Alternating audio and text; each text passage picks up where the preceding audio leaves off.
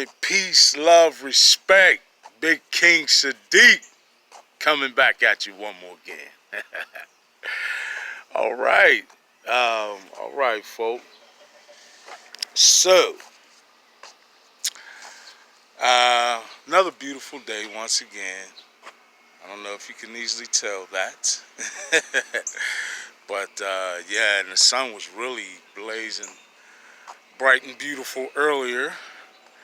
Now it's a little bit later in the day, starting to cool down. It's actually more comfortable right now, to be honest, to be walking and talking. But yeah, first of all, thank you to all of you who have been chiming in and checking in on my videos and sharing and commenting and supporting and helping, right? Helping us all to move forward with this paradigm shift,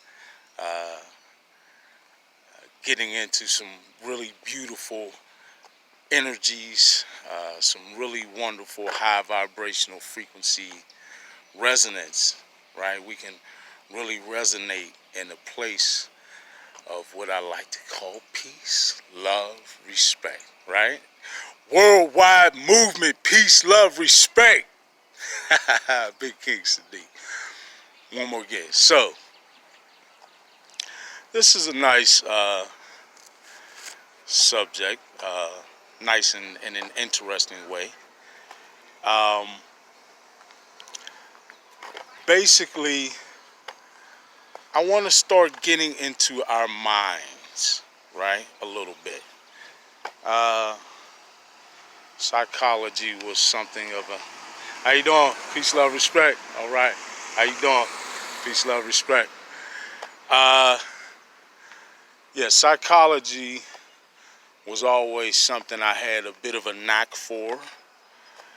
And shout out to my high school. Actually, Penn Hill Senior High, class of 91. Back in the 80s and 90s, I felt like there were some teachers there. I won't say about the curriculum because every curriculum pretty much in this country is spun off of doctrine that has a ulterior motive to it, unfortunately. But, well, there's some independent schools that are really free-thinking and forward-thinking, so let's not lump those in. But, yeah, despite all that, I was blessed to have some teachers who really taught, right? Who really were interested in the expansion of their children's minds, right? Which is an element that, if fostered and nurtured, can actually be very instrumental in helping us later on in life to break through all of the indoctrination, right? Being able to have free thought and to think pathologically, right? To get to the source of something, get to the root of the problem. Very useful tools. So anyway, the subject is fear and war, or actually forms of mental illness.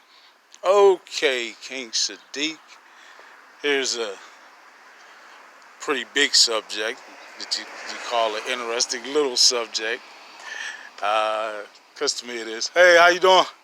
Peace, love, respect. All right. So, yeah. Fear, we'll start there. I feel like war is a result, not just of fear, but also a lot of other factors that pretty much all point back to the elites of this world satisfying the deplorable needs of those that they suit. We'll leave it at that, right? Hey, how you doing today? Have a good one. Peace, love, respect. So yeah, fear, I feel like, is something that we really have to deal with. First of all, let me make the statement: fear is not real.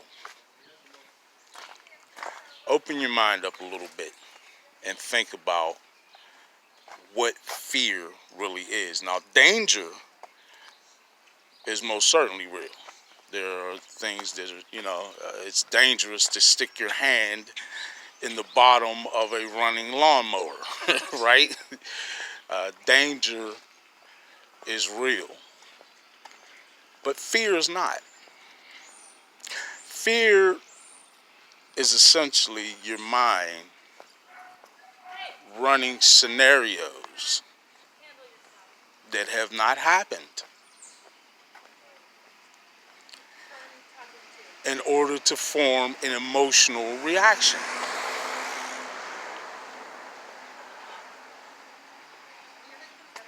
That's that's sort of textbook or classic mental illness. You're reacting and having an emotional reaction to something that has not happened, that has not in fact happened.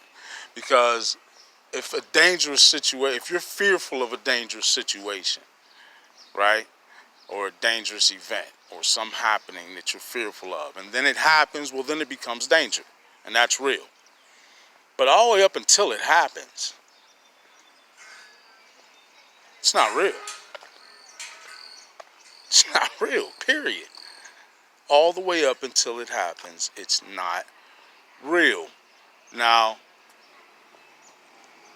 how many times have we thought of a circumstance?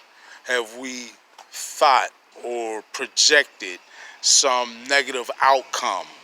How many times have we stressed ourselves over something happening that we really, really didn't want to happen, that we really, really were afraid would happen, right? How many times have we tortured ourselves in this multitude of ways only for that thing that we were so fearful of to not even happen? Don't tell, there's not one person out there that can't tell me that has taken place in their life before, that has never taken place. In everyone's life, there have been times where we have either blown things out of proportion that we thought was like an impending doom type of a situation. It really wasn't nearly as bad as we thought it was going to be. But most of us, if not all of us, have had one or more incidents where we stressed over or had fearful reactions over something that ended up never even happening. And this is just an example of the fact that fear is not real. And, I could come up with some, examples, both of things that might appear to be minor, like, you're driving and you see a cop behind you and you realize you didn't use your turn signal. And you're in an area that you feel like is, famous for pulling people over and writing tickets, right? Oh man, I'm going to get a ticket. You're sitting there stressing, making sure every next 10 stop signs you stop on a complete dime. You dig, you making sure every turn is executed to perfection. Your heart's beating fast. All because you don't want to get pulled over. Now, some of us have other reasons why we don't want to get pulled over. I won't get on that. But the bottom line is you're stressing about something that has not happened because many times that cop just goes on ahead, right? And that's a minor thing, really. all the way to things that can really be really something that impedes your ability to live life well, right? Tragically, there are people out there who are survivors of gun violence or who are victims of gun violence and, may have lost someone or been in a shooting or been shot themselves, right? And there's a fear there that they have to deal with, right? And you can't tell them that fear is not real and that they shouldn't be feared. But unfortunately, the dangerous situation that they were in previously did happen. It manifested. But the truth is, they may never encounter anything like that again in their lives. And I hope that they don't, right? But anytime that fear grips them, they're still suffering that form of mental illness, right? Which is why many people get counseling and have groups that they attend and get other forms of help for things like that. And that's, there's nothing wrong with that. We want everybody to be mentally healthy, right? Now, don't get me started down that road of talking about where mental health often goes wrong, the way it's practiced in this